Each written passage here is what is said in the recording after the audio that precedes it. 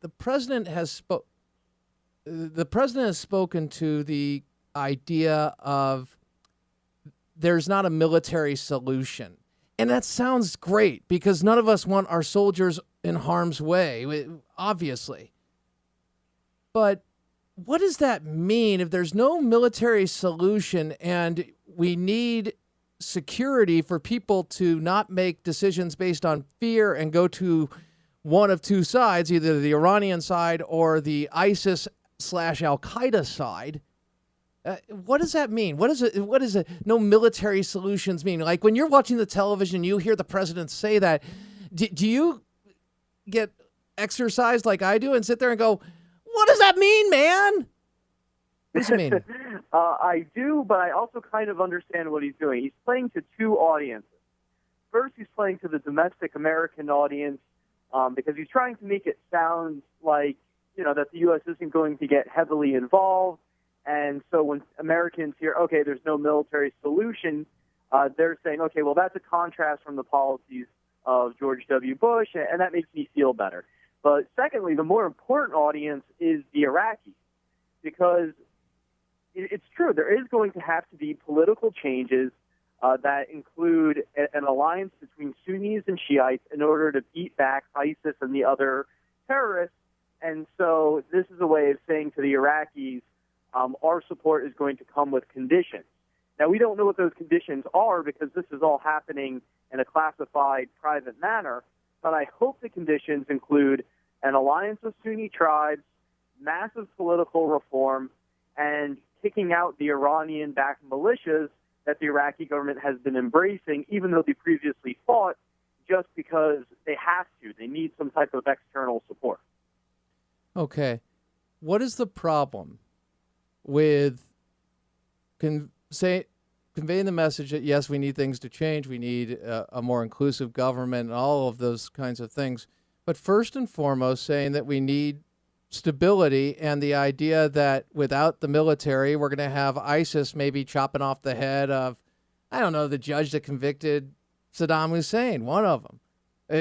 By the way, do you hear that story, and do you know if it's true? It's true. And that's part of the reason that happened is because the ISIS actually teamed up with Saddam Hussein's, the remnants of his regime.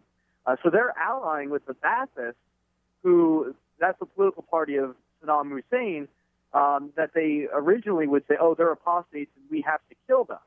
So the bigger point here is that this proves that it's just a bunch of nonsense to say that Islamic radicals of different ideological bents who even kill each other can't cooperate, because you have a group more hardcore than Al-Qaeda now allying with remnants of the Saddam Hussein regime that Al-Qaeda said deserve to be killed.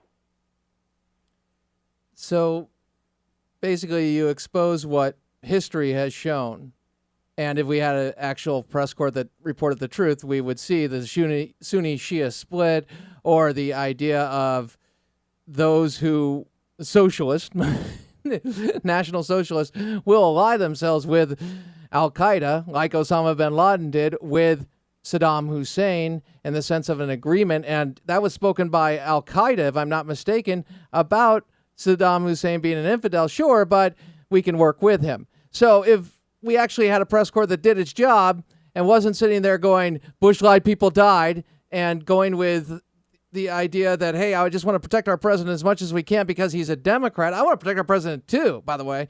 Always to make sure, way to protect any president is to tell the truth so that we make informed decisions and they respond to the feedback they're getting if something doesn't work or hasn't worked. And that's my question. When we go back to the military solution and the two messages and all of that, the bottom line is this. We are in a position now where we don't have allies. They don't trust us.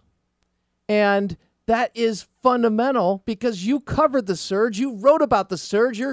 Your journalistic background, you covered this, and you know it's about trust and not feeling like the Shias did in 1991 when they rose up and got slaughtered in the first Gulf War. So my sense is all of this has a pattern, and it's about establishing trust. Why? How on earth is the Obama administration establishing trust when they speak to, as you said, two different audiences and trying to get a message out? But the main message is, hey, guess what? We're not going to be here a long time. If we do, you really can't count on us.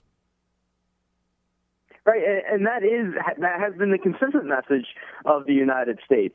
And basically, you have two arguments. Whenever I hear people on the left and the right arguing about this, you have people on the right that make it sound like we should have this pledge to stay there indefinitely until there's not a single terrorist, which means that you're going to be at war for generations. Then you have those on the left that say, well, we should make it clear that we're going to leave as soon as possible so that the Iraqis get their act together.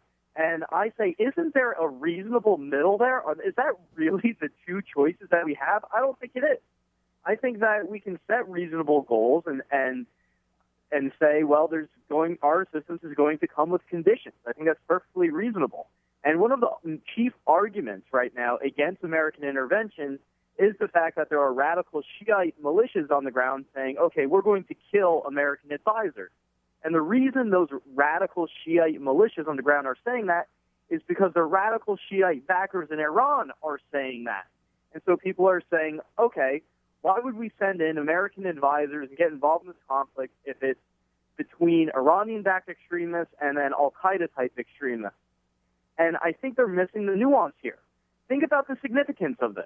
The Shiite-led government of Iraq, even though I'm not a fan of the prime minister there, is doing something by requesting American support that so infuriates the Iranians that they're threatening to kill the American advisors that go there.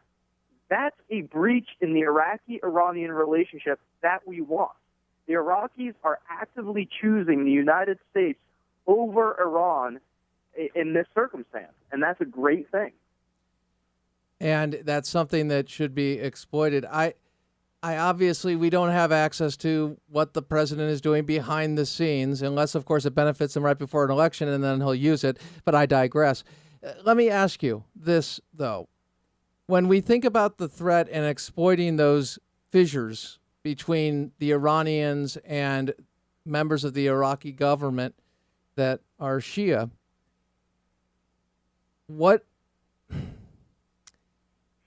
tell me, how do you think the Obama administration is completely inept in communicating and solidifying agreements and having a strategy? Because what you just mentioned is it's strategery, man. And yet I don't see any of that coming from and listen, I know, you know where I am on the president and criticizing him because he's our president, not because he's a Democrat. But the fact is, you put that stuff forth, you don't have any strategy, and I don't see it. And that tells me that if we don't look at this in a broad-based way, in the sense of these are fronts, Afghanistan and Iraq, we have fronts in the war on jihadism, then he is going to be playing whack-a-mole. He is going to be sitting there putting troops in for a moment, then pulling out, and there will be no opportunity to build on the people that embraced the Iraqi government, the new constitution, voted in those elections. Help me out here. Does he have a strategy? He has a strategy, but it's not a coherent one, and it's not one that's grounded in the facts, in my opinion. The Obama administration is intent on treating Iran like Nixon treated China during the Cold War, as a country that we have differences with, that we will be grappling with, but one that we can ultimately come to an agreement with because we have shared interests in terms of battling al-Qaeda, in terms of stability in Iraq, in terms of trade and the nuclear program. And so the way they view these threats is very different from the way you and I just discussed. And it's a very al-Qaeda-centric viewpoint. Now, ISIS, even though it used to be a member of al-Qaeda and it no longer is so bad that even President Obama, I believe, understands the severity of the situation there. But the Obama administration's strategy is to focus very narrowly on just what you could call the hardcore elements of al-Qaeda and ISIS, and he has said it himself. every collection of thugs that brands themselves Al-Qaeda, he is not going to consider a direct threat to the United States.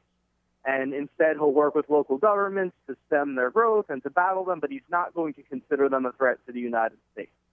And so, on the one hand, you and I are arguing in some ways for broadening the conflict to recognize ideology and the Iranian regime as an adversary, but the Obama administration is arguing for narrowing the conflict, and that's where our views clash. Well articulated. Tell me, what is former Vice President Dick Cheney speaking to when he speaks to Pakistan and the threat? I'm sure you heard the comments that he made in reference to Rand Paul and also expounding upon that broadening strategy, but specifically mentioning Pakistan and the dangers of the connection with the Taliban, originally started by the ISI, of having access to the AQCon network that I don't know if he mentioned by name, but he definitely he alluded to. Well, all the fear that we're having that's coming to be actualized in Iraq right now as ISIS takes town after town, weapons stockpile after weapons stockpile, bank after airport, military uniform after American-issued Humvee. Imagine if that process happens in Pakistan. It's even worse. And the Taliban and other radical Islamic groups actually have an infrastructure there. This is the difference. ISIS established a base in Syria, came over the border, and started seizing parts of Iraq. Whereas in Pakistan, the Taliban, Lashkar-e-Taiba, all these other groups already have hospitals and schools, a massive infrastructure. And that's why in several reports, the Pentagon has put Mexico and Pakistan in a category unto themselves as becoming failed states. And Pakistan has dozens of nuclear weapons, tons of expertise, tons of conventional weapons. And so that if the pattern of Iraq continues into Afghanistan and Pakistan, that's what you're looking at. You're looking at today's headlines multiplied several times over to include a state that has nuclear weapons. Tell me, do we need to accept the fact that we are going to be in a much larger war with a lot more blood and treasure on the line if we don't respond to this in a very full, broad, comprehensive way right now?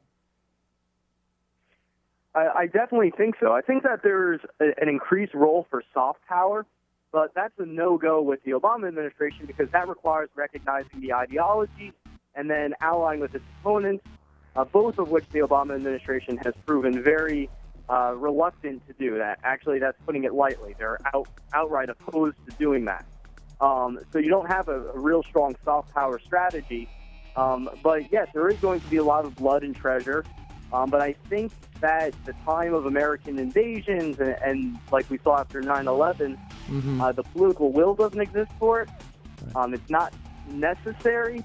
And I think that the better, broader way to handle this is that when there are moderate... Okay, real quick, Ryan. I got to ask you, I got to keep you for 5 more minutes. Would that be all right? Could you do that? Absolutely.